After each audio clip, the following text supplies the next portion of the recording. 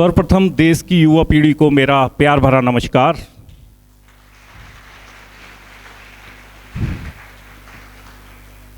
कार्यक्रम के मुख्य अतिथि vice chancellor Shri M S. Chauhan ji का मैं स्वागत करता हूं।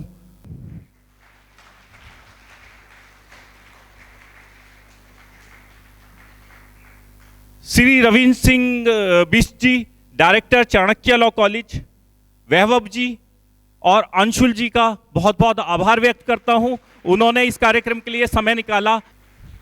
शिवेन सर ने मुझे बताया कि आपको जो प्रैक्टिकल कराया जाता है वो रियल एग्रीकल्चर जो होता है उस तरीके से किया जाता है कि खेती का पूरा एक बीज बोने से लेकर वृक्ष फसल काटने तक का पूरा जिम्मेदारी स्टूडेंट्स को दी जाती है और आप प्रैक्टिकल से जुड़े हुए हो, नई नई रिसर्च करते हो एग्रीकल्चर के फील्ड में। इसका बहुत बड़ा योगदान आपको नहीं पता, देश को बहुत बड़ा योगदान इसका मिलता है। बहुत सारी रिसर्च पंतनगर यूनिवर्सिटी से हुई हैं, तो इसके लिए हम लोग आप सभी के पूरे स्टाफ के आभारी हैं, पूरी यूनिवर्सिटी में जितने भी कर्मचारी हैं उनके आभारी हैं। आज अमर उजाला को सिर्फ न्यूज़पेपर के रूप में ही नहीं जाना जाता, आज अमर उजाला को सामाजिक सरोकारों के रूप में भी जाना जाता है, क्योंकि बहुत सारे सामाजिक सरोकार के काम हम लोग करते हैं। आज अगर हम यहाँ प्रस्तुत हुए हैं, ये भी एक सामाजिक सरोकार का काम है। तो मैं बताना चाहता हूं आज का कार्यक्रम किस वजह से आयोजित किया गया। आप लोगों ने देखा होगा मित्रों कि रीडिंग हैबिट कम होती चली जा रही है ना। रीडिंग हैबिट से क्या होता है, आपकी माइंड सेल डेवलप होती हैं, वो चीज हम छोड़ते जा रहे हैं और जिससे माइंड सेल मेरी डैमेज होती हैं वो हम स्क्रीन ज्यादा से ज्यादा यूज करते चले जा रहे हैं। संविधान ने हमें कहीं अधिकार दिए हैं तो कहीं ना कहीं कर्तव्य भी दिए हैं। हमारा कुछ देश के प्रति कर्तव्य बनता है। कहीं ना कहीं हमारे अनुशासन में हमें कमी महसूस हुई तो हम यूनिवर्सिटीज में गए, जाते हैं, बहुत सारी चीजें अच्छी देखने को मिलती है, बहुत सारी ऐसी देखने को मिलती है जिसमें सुधार की आवश्यकता है। इसी कारण हमने ये 4 टॉपिक पे व्यक्तित्व विकास, कानून का पालन, समाचार पत्रों का योगदान और रीडिंग हैबिट पे आप लोगों के बीच आने का निश्चय किया। और इसका कारण क्या है कि यूनिवर्सिटी में जाते हैं ना, अच्छाई धीमे धीमे सिखानी पड़ती है। स्टूडेंट्स अपने नंबर के खेल में लगे होते हैं, अपने यूनिवर्सिटी की किताबें पढ़ते हैं, उससे अलग क्या कर सकते हैं, उसी के लिए हमने अपने बीच कुछ विद्वान वक्ताओं को बुलाया है। मुझे उम्मीद है आप उनके विचारों को ध्यान से सुनेंगे और आत्मसात करेंगे। प्रथम अमर उजाला परिवार का बहुत बहुत आभार कि उन्होंने सोचा कि नागरिकता की जिम्मेदारी एक ऐसा विषय है जिसमें युवाओं का भी प्रतिभाग होना चाहिए और हम 2 युवाओं को यहाँ आमंत्रित किया है ताकि हम अपनी बात रख सकें। मैं पंतनगर यूनिवर्सिटी की तरफ से आए सारे dignitaries, VC sir, dean sir और अमर उजाला परिवार के अलग अलग हेड्स जो यहाँ मौजूद हैं और हमारे अपने नागेश सर जिनसे हम मुलाकात करते रहते हैं, उन सभी लोगों का बहुत बहुत अभिनंदन करता हूँ कि उन्होंने ये सोचा कि हम यहाँ बोलें। देखिए, अभी आपने एक बड़ा लंबा चौड़ा इंट्रोडक्शन सुना, वो वर्ल्ड रिकॉर्ड, वो IIT, IIM सब ठीक है, लेकिन एक कमाल की बात आपको बताऊं कि जब भी कहीं अगर IIT, IIM में भी बोलने जाऊं, मैंने UN के इवेंट तक में बोला है, लेकिन मम्मी हमेशा पूछती थी कि पंतनगर यूनिवर्सिटी कब जा रहे हो बोलने। तो पंतनगर का वो ब्रांड वैल्यू है। Pantnagar has that brand value not only in that generation but in our generations as well, क्योंकि ये वो जगह है जहाँ सबकी काउंसलिंग हुई होती है। तो मेरी इंजीनियरिंग की काउंसलिंग भी यही हुई है। तो नॉस्टैल्जिया से लेकर सभी तरह की एक जिम्मेदारी अंदर से आती है जब आप पंतनगर यूनिवर्सिटी के अंदर एंटर करते हैं। तो आज का जो टॉपिक अंशुल और मुझे ज्यादा बात करनी है जिसपे, वो है व्यक्तित्व विकास। हम दोनों मिलकर ट्विन विन चलाते हैं। ट्विन विन एक ऐसी संस्था है जो पिछले 10 सालों से व्यक्तित्व विकास पर बहुत कुछ करती आई है।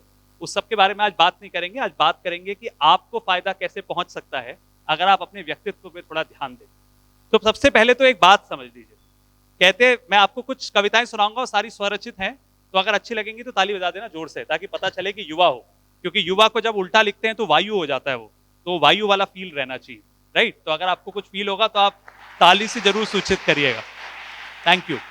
सो कहते विश्व पटल पर करने नए कारनामे हैं, विश्व पटल पर करने नए कारनामे हैं, हमने अब ठान लिया है सोने की चिड़िया के पंख लौटाने हैं। तो अगर इस फील के साथ आप किसी भी कार्यक्रम में बैठेंगे कि आप वो जनरेशन है जिसके ऊपर वो दायित्व है कि हिस्ट्री की किताब में हम फिर से पुरानी बातें पढ़ेंगे, या आपके बारे में पढ़ेंगे और हमारे बच्चे वो पढ़ पाएंगे कि कैसे आपने वो भारत बनाया था। कहते हैं यथा राजा तथा प्रजा, as is the king so are the followers. तो हम किसी भी पॉलिटिकल आइडियोलॉजी के हों, लेकिन अगर 70 साल से ऊपर प्रधानमंत्री 18 घंटे काम कर सकते हैं तो आप भी कर सकते हैं। बस वो मानसिकता आप अपने पास रखें। और उसके बाद जो किसी भी देश का जो निर्माण होता है वो उसके चरित्र निर्माण से होता है, और वो सिर्फ युवा कर सकते हैं। आपको अलग अलग पॉइंट्स पे अंशुल ले जाएंगे, लेकिन उससे पहले कुछ पंक्तियां सुनाता हूं और आप मुझे ये बताएं कि क्या आप में सबसे पहले ऊर्जा का संचार हुआ या नहीं। तो अभी आप में से कई लोगों को लगता होगा ना कि लक्ष्य प्राप्त करना एक डिफिकल्ट टास्क है। हमेशा हम ये देखते हैं कि कुछ बड़ा करने की सोचते हैं, फिर हो नहीं पाता। ऐसा कितने लोगों के साथ हो रहा है? कुछ बहुत बड़ा करना है लेकिन समय नहीं हो पा रहा। कितने लोगों के साथ हो रहा है ऐसा? ये तो मेरे साथ भी हो रहा है अभी तक, मुझे और कुछ करना है लेकिन समय नहीं हो पाता, राइट? तो ये हम सभी के साथ होता है। तो उसके लिए आपको कुछ सुनाता हूं और फिर उसके बाद फंडामेंटल्स और टेक्निक्स पे अंशुल बात करेंगे ज्यादा, और मैं थोड़ा साहित्य वाला रूप ले लूंगा। ऐसा मैं क्यों कर रहा हूं, उसका एक कारण है। जब सर जैसे लोग यहाँ बैठे हो तो ज्यादा टेक्निकल बातें करने में फायदा नहीं है, क्योंकि बात तो सर की याद रहने वाली है। तो तो तो भलाई इसी में है कि साहित्य की तरफ को मामला मोड़ दिया जाए और अपने स्ट्रॉन्ग विकेट पे खेला जाए, तब वो सेमीफाइनल वाली हालत नहीं होगी हमारी, है ना? चलिए शुरू करते हैं। तो उम्मीद करता हूं आपको ये पसंद आएगा। लक्ष्य अगर है पाना तो सब कुछ गंवाना होगा, त्याग तेज तपस्या सब कुछ लगाना होगा, जो संकल्प लिया वो हर क्षण निभाना होगा, यज्ञ में आहुति संग खुद को भी जलाना होगा।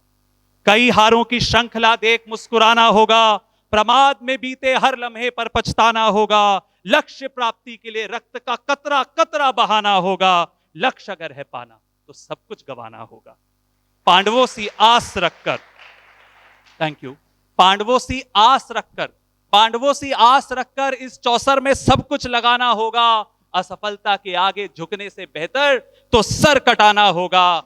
मां सीता सी पावन है तुम्हारे लिए तुम्हारी सफलता, मां सीता सी पावन है तुम्हारे लिए तुम्हारी सफलता, इसे श्री राम सा ढूंढवाना होगा, लक्ष्य अगर है पाना तो सब कुछ गंवाना होगा।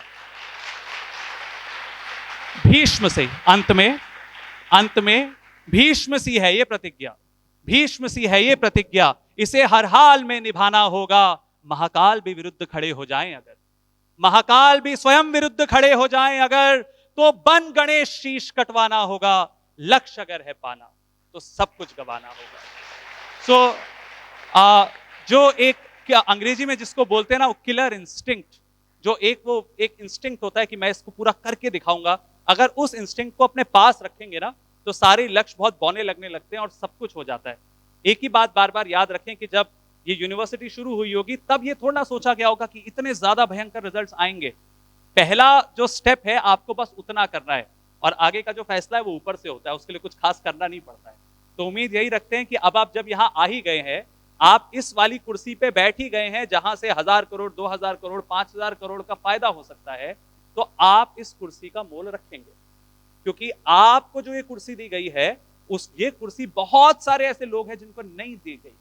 सिर्फ इसलिए नहीं कि आपकी रैंक आई, इसलिए भी क्योंकि आप सर्टेन घरों में पैदा हुए, इसलिए भी कि आप सर्टेन तरह के स्कूल जा पाए, इसलिए भी कि आप ऐसे देश में पैदा हो पाए जहां पे पीस था दुनिया में और वॉर नहीं थी। तो ये जो मौका है, इस मौका को मत गवाइएगा, नहीं तो करोड़ों का नुकसान हो जाएगा देश का। उस कंसेप्ट के साथ आप बैठे तो बहुत सारे नेगेटिव से आप स्वयं दूर रहेंगे। और इसी के साथ अब मैं चाहूंगा कि अंशुल आपसे कुछ करियर टेक्निक्स शेयर करें और फिर हम इस चर्चा को आगे लेके जाते हैं। Right. Very good afternoon to all the dignitaries. I'll just have this mic. Yeah. A very good afternoon to all the dignitaries present on the dais. And first of all, congratulations to Amar Ujala. A big congratulations because ये topic ही इतना important है। जब हम बात करते हैं नागरिकता की जिम्मेदारी की, तो ये सिर्फ युवाओं के लिए नहीं, हम सबके लिए important है, पूरे देश के लिए important है। और नागरिकता की जिम्मेदारी में सबसे important बात ये आ जाती है जब हम बात करते हैं कि अगर हर नागरिक अपनी जिम्मेदारी सही से निभा रहा है तो देश अपने आप आगे बढ़ जाएगा। That goes without saying.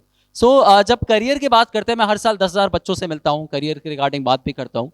तो वैभव क्या जो आखिरी वाली जो अभी कविता थी, लक्ष्य अगर है पाना तो सब कुछ गंवाना होगा, उसी से मैं आगे बढ़ना चाहूंगा कि जब हम लक्ष्य की बात करते हैं तो पहली बात, सबसे कॉमन चीज विनर्स और लूजर्स में सबसे कॉमन चीज क्या होती है?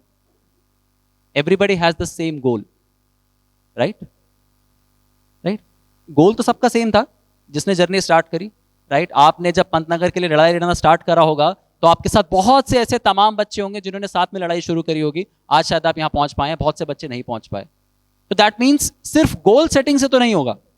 हम हमेशा as career counsellors goal setting की बात करते हैं, तो सिर्फ goal setting is not the mantra here. What is the mantra? The mantra is right the kind of processes and the systems that you create, उसी से हम चीज में लाइफ में कुछ अचीव कर पाते हैं। I was just watching Surya Kumar Yadav interview, right, आजकल बहुत ज्यादा छाए हुए हैं स्काई, राइट, तो उनसे मैं इंटरव्यू देख रहा था, तो he was saying that in the year 2015 I got married and I was having this discussion with my wife and she was saying कि क्या तुम्हारी बस जर्नी यहीं तक थी? IPL हो गया, थोड़ा बहुत खेल लिया, फर्स्ट क्लास क्रिकेट खेल लिया, राइट, लाइफ में कुछ बड़ा अचीव करने के लिए सोचा है कभी? तो he said that day I thought कि कुछ चेंज करना पड़ेगा। So he said I started making some minute changes in my routine. तो मैंने अपने रूटीन को चेंज किया, मैंने अपने न्यूट्रिशन को चेंज किया, अपने डाइट को चेंज किया, एक नया बैटिंग कोच लेके आया, right, and I started working on the basics without even thinking about the goal. मुझे नहीं पता था कि ये सब चीज़ें हो पाएंगी and gradually it started happening कि वर्ल्ड कप में आज सबसे ज़्यादा नाम, राइट, और जो title 360 degree AB de Villiers ji को दिया जाता था वो स्काई को दिया गया। That means it all depends upon the kind of systems and processes that we create. सिर्फ गोल सेटिंग से तो नहीं होने वाला, राइट। सेकेंड ऑफ ऑल, जब हम बात करते हैं टाइम के, भी वैभव सर ने एक बहुत इंपॉर्टेंट बात बोली कि टाइम नहीं मिल पाता। The biggest problem lies with the fact that हमारा टाइम जा कहाँ रहा है फिर, राइट, ये सबसे इंपॉर्टेंट सवाल है। तो कहाँ जा रहा है हमारा टाइम? कहाँ जा रहा है हमारा टाइम? कॉलेज में तो नहीं जा रहा है, राइट। मुझे मत बताइए कि बहुत ही क्लासेस हो रही हैं, बहुत ही होमवर्क हो गया है, so don't give me this, right. देखिए, सबसे ज्यादा प्रॉब्लम ये है कि हम अपने टाइम को और अपने डिजिटल टाइम को मैनेज नहीं कर पा रहे। Let's be honest with ourselves, right. जो हमारा डिजिटल टाइम है, बहुत से स्टूडेंट्स उसको मैनेज नहीं कर पा रहे, राइट। देखिए, ठीक है, सोशल मीडिया के लिए हमें भी करना पड़ता है। तो वैभव की भी इंस्टाग्राम प्रोफाइल है, चीजें डल रही होती हैं, रील्स डल रही होती हैं, because that is required for business, that is okay. But apart from that, it is important to understand कि एज अ स्टूडेंट मैं कितना टाइम इसको डिनोट करना चाहता हूँ, राइट। बिकॉज जमाना सही में बदलता जा रहा है। वो बिल्कुल सही बात थी कि एक बच्चा घर पे पढ़ाई कर रहा था और उसके पिताजी ऑफिस से आए, तो उन्होंने पूछा कि हाँ बेटा बताओ स्कूल कैसा रहा? तो बच्चे ने बोला हाँ मेरे ब्लॉग में पढ़ लेना, राइट। सो जमाना सही में ऐसे बदलता जा रहा है, बिकॉज हम सब लोग मशगूल हो गए हैं एक डिवाइस के अंदर। Nothing bad about it, the problem is कि शायद जिसको हमारा स्लेव होना चाहिए था वो हमारा मास्टर बनता जा रहा है। शायद जो प्रॉब्लम्स क्रिएट हो रही हैं वो इसलिए हो रही है बिकॉज हम इससे बाहर नहीं आ पा रहे। So it is a trap. So we have to understand कि अगर हमें लाइफ में कुछ बहुत बड़ी चीजें अचीव करनी है, जब हम नागरिकता की जिम्मेदारी की बात करते हैं, तो सबसे इंपॉर्टेंट यह है कि हम अपने टाइम की भी जिम्मेदारी लें। That is the first and foremost thing that we have to keep in mind. तो जब हम अपने समय की वैल्यू करना शुरू कर देंगे, लोग हमारी वैल्यू करना शुरू कर देंगे और हमारी वैल्यू बढ़ना शुरू हो जाएगी, राइट। एक उर्दू के बहुत बड़े पोएट हैं, उन्होंने कहा था जिसे भी देखिए वो अपने आप में गुम है, जिसे भी देखिए वो अपने आप में गुम है, जुबान मिली है मगर हम जुबान नहीं मिलता। द मीनिंग इज कि सबको जुबान तो मिली है बट बात करने के लिए कोई नहीं है। That is the biggest problem. तो वी हैव गॉट 5000 फ्रेंड्स, तो हमारे भी फेसबुक पे 5,000 फ्रेंड्स हो गए, because that is the limit जो फेसबुक अलाउ करता है पर्सनल प्रोफाइल्स में। बट क्या वो सही में 5,000 हमारे दोस्त हैं? We have to accept this fact, right. अब इसको सोल्यूशन क्या है? सोल्यूशन ये सी basic things that you can do, because हम सिर्फ प्रॉब्लम की बात नहीं करेंगे, थोड़ा बहुत सोल्यूशन के ऊपर भी आएंगे। पहली बात तो ये, अपने स्क्रीन टाइम को थोड़ा टारगेट करिए, राइट। कोशिश करिए, हम आपस में भी एक दूसरे को टारगेट देते रहते हैं कि आप इस दिन, इस हफ्ते का, आपको पता है स्क्रीन टाइम के आजकल एप्लीकेशंस भी हैं कि 2 घंटे हमारा हुआ, 2 hours 50 minutes हुआ, and we give this target to ourselves कि इसको मैं और रिड्यूस करना है। तो अगर आप अपने डिजिटल टाइम को 2 भागों में बांट दें, junk time and non junk time, तो आधी प्रॉब्लम्स वहीं से सॉल्व हो जाएंगी। जंक टाइम यानी जो आप इंस्टाग्राम, यूट्यूब, फेसबुक कर रहे हैं, और non junk time wherein you are learning something new, because you are university students, आपको नेचुरली ऑनलाइन भी चीजें सीखनी पड़ेंगी, तो that is non junk time. अगर वो बैलेंस्ड है, अगर आप 1 घंटा नॉन जंक टाइम को देते हैं, उसके साथ आधा घंटा जंक टाइम को भी दे रहे हैं, तो that is completely fine, nothing wrong about it. But अगर वो जंक टाइम 4 घंटे हो रहा है, राइट, और नॉन जंक टाइम बिल्कुल भी नहीं हो रहा है, तो then it rings a bell. Then basic techniques होती है, राइट। मैंने भी अपने मोबाइल में होम स्क्रीन में कोई भी सोशल मीडिया के आइकन्स नहीं रखे, बिकॉज साइकोलॉजी वाइज अगर देखें, अगर मेरे सामने आइकन्स इंस्टाग्राम या फेसबुक का होगा, I would be bound to click on that and then चीज़ें होती रहेंगी। तो मैंने उसको छुपा के साइड में रखा हुआ, तो मुझे ढूंढना पड़ता है हमेशा आइकन कि मेरा इंस्टाग्राम और फेसबुक का आइकन कहाँ है, right. So these are small things that you can keep in mind. Notifications off रखना, notification आती है, you are studying, there is a notification pops up and we are again hooked to our mobile phones. So जब तक हम time create नहीं कर पाएंगे तब तक हम naturally अपनी life में भी कुछ चीज़ें achieve नहीं कर पाएंगे. That is very important. So अब जब हमने थोड़ा सा मोबाइल पे बात करी तो 2-3 चीज़ों पे और बात करेंगे. कई बार ना आप जो भी चीज़ करने जाते हैं तो बहुत सारे लोग आपको बता देते हैं कि आपको क्यों नहीं कर सकते हैं. तो मैं अपनी लाइफ का एग्जाम्पल बताता हूँ. तो जब मैंने सोचा कि मुझे एक एंटरप्रेन्योर बनना है, और ये मैंने सोचा 2012 में, तो उस समय तक ये एंटरप्रेन्योरशिप, आत्मनिर्भर भारत, ये सब नहीं होता था. उस समय तक सिर्फ सरकारी नौकरी होती थी, and you know that, right? So तो it was a very difficult phase कि उस समय एंटरप्रेन्योरशिप समझाई जाए. तो मैं दिल्ली में अपने कुछ रिश्तेदारों से मिला और उन्होंने मुझे बताया कि नहीं नहीं, अभी कुछ कुछ और करने की ज़रूरत है, और एक स्मॉल टाउन का इफेक्ट होता है. तो ऐसे ही मैंने बैठे बैठे सोचा कि स्मॉल टाउन का इफेक्ट नहीं, स्मॉल टाउन का इम्पैक्ट होना चाहिए. ऐसा क्यों? क्योंकि जहां अभाव होता है ना, वहां आपको और ज्यादा पता होता है कि आपको कुछ और बड़ा करना है. तो अगर आप एक छोटी जगह से आते हैं और आपको कोई चीज नहीं आती है, तो आपकी सबसे बड़ी स्ट्रेंथ है. क्यों? क्योंकि आप में वो अभाव है और आपको पता है आप उस चीज को ओवरकम कर जाएंगे. इसीलिए महेंद्र सिंह धोनी है, क्योंकि जब वो 2 छोटी जगहों को रिप्रेजेंट करते हैं तो एक बात हो जाती है कि स्टार बन गया. और वही क्रिकेटर जब दिल्ली से आता है तो शायद उतनी बड़ी खबर नहीं होती, राइट? मैं ये नहीं कह रहा हूं कि इसमें कोई बहुत बड़ी बात है, आप कहीं से भी हो सकते हैं, बट द प्रॉब्लम इज कि आपको छोटे शहर के होने का फायदा मिलता है. तो जब भी ऐसी कभी बात हो ना कि कभी आपको यूएस भी जाना हो और आपको लगे कि हाँ, हमारे आसपास शायद 100 मॉल नहीं है, ये हमारा सबसे बड़ा स्ट्रेंथ है. ऐसा इसलिए है क्योंकि हमें पता है कि ये चीजें अभी नहीं हुई हैं और ऐसा ऐसा करना है, और इसी खेल में सबसे ज्यादा मजा है. 2017-18 सॉरी की बात है. मेरा मन हुआ कि मुझे अब टीवी पे कुछ करना है, टीवी पे भी बोलना है, और मैं अलग अलग चैनल्स के ऑफिसेस में गया. पहले बात तो घुसने नहीं देते थे. फिर मैं उन दिनों टाइम्स ऑफ इंडिया के लिए कॉलम्स लिख रहा था, कई अखबारों के लिए कॉलम्स लिख रहा था. तो एक कार्ड था मेरे पास, तो मैंने वो ऐसे अंदर भेजा जैसे कि मैं कोई बात करने आया हूँ, कोई स्टोरी ब्रेक करने आया हूँ. तो उन्होंने अंदर बुला लिया. फिर मैंने अंदर जाके उनसे पूछा, नाम नहीं लूंगा चैनल्स का, मैंने अंदर जाके उनसे पूछा इसका ऑडिशन कहाँ होता है. तो उन्होंने बोला ऑडिशन तो होता नहीं है, 2 पॉलिटिकल पार्टीज होती है, उनके लोग आते हैं, वो लड़ते हैं. तो मैंने कहा नहीं, अगर किसी को बिना लड़े बात करनी हो तो क्या होता है? तो उन्होंने कहा इसका ऑडिशन तो नहीं होता. तो मैंने कहा अच्छा, ऑडिशन नहीं होता. फिर उन्होंने मुझे बोला कि एक प्रॉब्लम और है, आप हल्द्वानी रहते हैं, तो आप दिल्ली कैसे आएंगे, क्योंकि 5 घंटे में तो स्टोरी पुरानी हो जाएगी. तो मैंने कहा यार ये बात तो ठीक है, ये तो नहीं हो सकता, और मैं वापस आ गया. बट मैंने एक स्ट्रैटेजी लगाई जो मैं हमेशा लगाता हूँ, स्टेइंग विद द क्वेश्चन. आपको कुछ चाहिए, आप उस क्वेश्चन के साथ रहिए. उस समय नहीं भी हो सकता, आगे हो जाएगा. भगवान उसको कैसे करेंगे, आप वो भगवान पे छोड़ दीजिए. फिर कोविड हो गया, और कोविड में चैनल वालों को समझ में आया कि जगह की तो जरूरत ही खत्म हो गई, अब तो ड्राइंग रूम ही न्यूज स्टूडियो है. और उसके बाद से मैं 10 या 12 चैनल्स के लिए डिबेट्स वगैरह कर चुका हूँ. ये कैसे हुआ? ये सिर्फ इसलिए नहीं हुआ कि तुक्का लग गया, ये इसलिए भी हुआ है क्योंकि I was consistent with my practice. I knew कि अच्छा बोलना और अच्छे लिखने से फायदा होता है. तो जब हम बात करते हैं व्यक्तित्व विकास की या बीइंग जॉब रेडी की, तो आप ये बात अपने आप से पूछिए कि आप बोलते और लिखते कैसे. कहते हैं जानी पड़त है काक पीक ऋतु बसंत के माही. बसंत के महीने में कौवे और कोयल के बीच का फर्क पता चलता है, क्योंकि दोनों बोलना शुरू करते हैं. तो जो दिल में है और दिमाग में है वो सिर्फ जुबान से बाहर आ सकता है. और इस बात को आप हमेशा याद रखिएगा. आप सबसे बड़े रिसर्च स्कॉलर हो सकते हैं, बट आप अपनी रिसर्च को अच्छे से बता पाएंगे ना, तो और फायदे में रहेंगे. तो आप इस बात को बिल्कुल गांठ बांध लीजिए कि ये बहुत ही ज्यादा जरूरी है कि आप बोलते और आप लिखते कैसा है, और दोनों ही भाषाओं में, चाहे वो अंग्रेजी हो या हिंदी, ये दोनों में जरूरी है. शायद इसलिए भी अखबार पढ़ना जरूरी है ताकि जो मेन और सही वाली हिंदी है उससे आपका नाता ना टूट जाए, है ना. आप कहीं शॉर्ट फॉर्म्स में व्हाट्सएप में ना रह जाए, और जहां आपको ऐसी जरूरत पड़े कि वहां काम सिर्फ हिंदी में ही चल सकता है, वहां दिक्कत नहीं होनी चाहिए. तो ये एक बहुत इंपॉर्टेंट एस्पेक्ट है कि हिंदी भी उतनी ज्यादा जरूरी है. इसलिए शायद न्यूज़पेपर ज्यादा रेलेवेंट है, क्योंकि शायद एक ऐप में आप वो हिंदी के शब्दों को वैसे फील नहीं कर पाएंगे, जो एक किताब और प्रिंट से जो वो खुशबू आती है ना, वो नहीं आ पाएगी ऐप पे. तो आप इस बारे में भी थोड़ा सा विचार करें. एक टेक्निक आपको सिखा देता हूं, व्हाट इज नेक्स्ट. अपने आप से पूछिए व्हाट इज नेक्स्ट. अभी सोचिए इस बात को 1 मिनट के लिए, 10 सेकंड के लिए आंख बंद करिए चाहे, और अपने आप से पूछिए व्हाट इज नेक्स्ट. क्या बड़ा अच्छा करेंगे आप अगले 6 महीने में.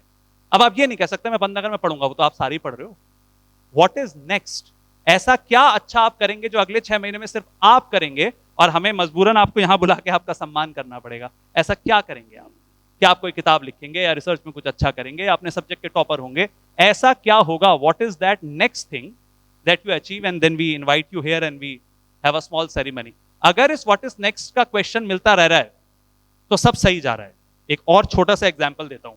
एक दिन मैंने अंशुल को बोला मुझे यूनाइटेड नेशंस के लिए बोलना है. अंशुल ने कहा अब तुम्हारा दिमाग खराब हो गया है, क्योंकि अब तुम कुछ भी बोलने लगे हो. तो अंशुल ने बोला ऐसा थोड़ा ना होता है कि कुछ भी हॉटलाइन आ जाए और जो नियम ही नहीं है वो कैसे हो जाएगा. इतने दिन में पता चला कि मुंबई में नारसी मुंजी में एक इवेंट था जो यूनाइटेड नेशंस के अंडर हो रहा था और उन्होंने मुझे एज अ स्पीकर बुला लिया, तो वो बढ़िया वाला यूएन का बैज मिला मुझे उसके बाद। अगर ये सिग्नल ही मैं यूनिवर्स में नहीं भेजूंगा तो रिजल्ट आएगा कैसे? जो आपने अपने लिए नहीं सोचा वो मिलेगा कैसे? जो चीज आपने आज तक अपने लिए नहीं सोची है वो मिलेगी कैसे? इस क्वेश्चन को सोचिएगा। हम दोनों मिलके एक सर्टेन समय लेने वाले हैं, तो अब we are into the last leg. आपको मैंने ऐसा सोचा था कि कॉलेज के स्टूडेंट से मिलूंगा ना, और अगर सिर्फ बहुत ज्यादा ज्ञान की बातें करती तो याद तो तुम रखोगे नहीं मुझे। सो आई थॉट कि एक छोटा सा काम करूंगा, मैं आपको वापस लेके जाऊंगा आपके 10वीं के रिजल्ट के दिन, और अगर आपका कोई 10वीं का रिजल्ट थोड़े कम नंबर कितनों को लगा था कि पूरे नंबर नहीं आए, हर किसी को ही लगता है, 99 वालों को भी लगता है, कितनों को लगा उतने नहीं मिले जितने मिलने चाहिए थे? Raise your hand. ज्यादा तो नहीं मिल गए? सीबीएसई में ज्यादा भी मिल जाते हैं कई बार। चलिए अच्छा है, ज्यादा नहीं मिले आपको। तो मैं आपको अपने 10वीं के रिजल्ट पे ले जाता हूं और उम्मीद करता हूं कि इस स्टोरी से आप कुछ सीखेंगे, और वो मैं आपसे पूछने वाला हूं इसके बाद कि आप क्या सीखे। Right, it's a spoken word poetry. Spoken word poetry समझते हैं आप? स्पोकन वर्ड सुना है? वो इंस्टाग्राम की रील आती है, वो पीछे से एक एच लगा होता है, माइक पे एक आदमी बोल रहा होता है, देखा है? वो वही वाला है ये। Right, so it goes like this. काश होता कोई ऐसा विशेषण जिससे करता मैं अपने 10वीं के रिजल्ट का विश्लेषण। रिजल्ट आते ही पड़ोसियों रिश्तेदारों का तांता लगा, फिर फोन पर फोन आने का सिलसिला बना। रिजल्ट का मौका तब 13वीं हुआ, रोती छाती पीटती आई जब पड़ोस वाली बुआ। कहते हैं पूत के पांव पालने में दिखते हैं, मेरे तो कपूत के हाथ पांव नवी में ही फूल गए थे। गणित और विज्ञान के सारे फॉर्मूले हम छठी में ही भूल गए थे। 10वीं का रिजल्ट तो मानो सदा से निश्चित अनहोनी थी। यह जग हंसाई कभी ना कभी तो होनी थी। आसपास की रुदालियों की महफिल में पापा पधारे, सारे भाव आंसू बन निकले जो मैंने अभी तक थे सवारे। माँ ने पापा को रिजल्ट पहले ही बता दिया था, पड़ोसियों ने पिटाई वाला बैट ड्राइंग रूम में पहले ही सजा दिया था, सबने मिलकर जलील करने का कार्यक्रम पहले ही जमा लिया था। पापा की उंगलियों ने मेरे गालों को छुआ, हर पल लगा अब कुछ हुआ, लेकिन फिर गजब हुआ, अंधियारी रात में सवेरा हुआ। पापा ने सबको दंग कर दिया, चाहे मामी हो या बुआ। पापा ने मुझे पलासा और कबूल हुई मेरी दुआ। पापा ने कहा वैसे तो नतीजा शब्द हमेशा से संज्ञा था, लेकिन तेरे केस में सर्वनाम हो जाएगा। आने वाले कल में तू अपने नंबरों से नहीं पहचाना जाएगा, मेहनत से तू ये भंवर भी पार कर जाएगा। देखना एक दिन तू इन सबसे ज्यादा नाम कमाएगा। कैदी थोड़ी है जो नंबरों से पहचाना जाएगा। जीवन सुधार का फिर एक नया मौका बनाएगा। आज 0 पर आउट हुआ है ना तू, एक दिन चौकों की झड़ी लगाएगा। आज डांट नहीं तो हम सबसे स्नेह पाएगा, कल मुंह लटका के नहीं सर उठा के तू स्कूल जाएगा। तो जिस दिन आपका रिजल्ट थोड़ा ऊपर नीचे आए, जिस दिन कोई बात थोड़ी सी बिगड़ जाए, उस दिन अपना क्राउन सीधा करें, याद रखें आप किसके बच्चे हैं, और फिर पूरे उस क्राउन को लेके आप आगे बढ़े। एक बात याद रखें, जीवन में अपने आप को किसी से कम मत समझिएगा और ज्यादा भी मत समझिएगा। अगर ये बैलेंस समझ में आ गया तो फिर व्यक्तित्व विकास अपने आप हो जाएगा। उसके बाद मेरे आपके हमारे करने की कोई जरूरत नहीं पड़ेगी। आप जीवन में अपने आप को किसी से ज्यादा ना समझे और जीवन में अपने आप को किसी से कम ना समझे। एक आखिरी बात कहूंगा और उसके बाद अंशुल इसको कंक्लूड करेंगे। हमेशा बात होती है जब कुछ काम अच्छा करने की, तो पैकेज में होती है, वहां सारी दिक्कत है। पता है, जब एक चमचमाती कार हाईवे पे जाती है और किसी का एक्सीडेंट होता है और रुकती तक नहीं है, तब विश्वास होता है कि कहीं तो गड़बड़ हो गई हमसे। कितने पैसे कमाते हो, कितने का पैकेज कमाते हो, कितना कमाते हो वो बात है, कैसा कमाते हो ये इस पे बात नहीं है। आप कितनी जिंदगियां बदलेंगे, how many lives will you touch, इस पे जिस दिन बात होना शुरू हो गई ना, उस दिन रिसर्च सब बढ़िया हो जाएगी। जिस दिन ये बात होगी कि आप कितने जीवन बदलेंगे, उससे ज्यादा बड़ा फर्क पड़ेगा समाज को, उससे उस दिन अपने आप बहुत सारे पैसे आ जाएंगे। क्योंकि इस देश में अगर आप एक प्रॉब्लम सॉल्व करते हैं तो वो 140 करोड़ लोगों तक बेची जा सकती है। इतना सरल है यहाँ सक्सेसफुल होना या पैसे कमाना। इस बात को याद रखिएगा, जो काम किसी के काम ना आ सके, क्या रखा है ऐसे काम में जो पहचान खुद से पहचान ना करवा सके, क्या रखा है ऐसी पहचान। इस थॉट लाइन के साथ आगे बढ़े और सब अच्छा होगा। मैं चाहूंगा अंशुल आपको कुछ concluding tips they. Right. So I am sure everyone is feeling so motivated, right? वो motivation का जो है वो ऊर्जा आ चुकी होगी. But it is important to understand. वैभव ने बिल्कुल सही बात बोली यहाँ पे कि सबसे important ये है कि फेलियर फेस करना it is very important, right? जो क्लास 10th के फेलियर की अगर हम पंक्ति की बात करें, फेलियर फेस, जापानीज में एक प्रोवर्ब कहा जाता है, नाना करोबी याक ओकी. इसका मतलब ये होता है fall down 7 times get up 8, right? आप 7 बार गिरेंगे और 8वें बार जब उठेंगे तभी आप लाइफ में कुछ बड़ा अचीव कर पाएंगे. आर्मी में जब पैरा ट्रूपर्स की ट्रेनिंग होती है तो उन्हें सबसे पहले जंप करना नहीं सिखाया जाता, उन्हें सबसे पहले गिरना सिखाया जाता है. They are taught how to fall first, not how to jump, because if you learn the technique of falling in the right way, you will be able to assault the enemy camp, right? Similarly, जब rugby की training चल रही होती है, right? Rugby coaches लोगों को पहले players को गिरना सिखाते हैं, how to take the fall. आपको पता है रग्बी एक स्पोर्ट है, अमेरिकन स्पोर्ट, अमेरिकन फुटबॉल भी कहते हैं उसको, right? That means it is important that we have to understand कि फेलियर के चांसेस जितना लाइफ में आएंगे ना उतना बेटर है. अगर लाइफ में सब कुछ कंफर्टेबल चल रहा है, then that means something is wrong. Right, when I was doing my engineering, like we are college mates, Vaibhav and I, we did our engineering together. So when we were doing our engineering, I was really leading a comfortable life. बढ़िया engineering college life चल रही है, सब मस्त चल रहा है. Right, in the second year or third year itself, Vaibhav, suggested that you have got that spark, you should participate more in public speaking contests. अभी सर भी उसी बारे में बात कर रहे थे कि कोई अच्छा डिबेट बोलता है तो उसको YouTube पे डालें, उसको प्रमोट करें, right? So he said that you have got that spark, you should participate more in such public speaking contests. And I was like कि यार क्यों कंफर्ट जोन को छोड़ना है, why to leave this, बढ़िया तो चल रहा है, right? But slowly and gradually we started working on that. 3rd 4th year में हमने उसी पे मेहनत करी.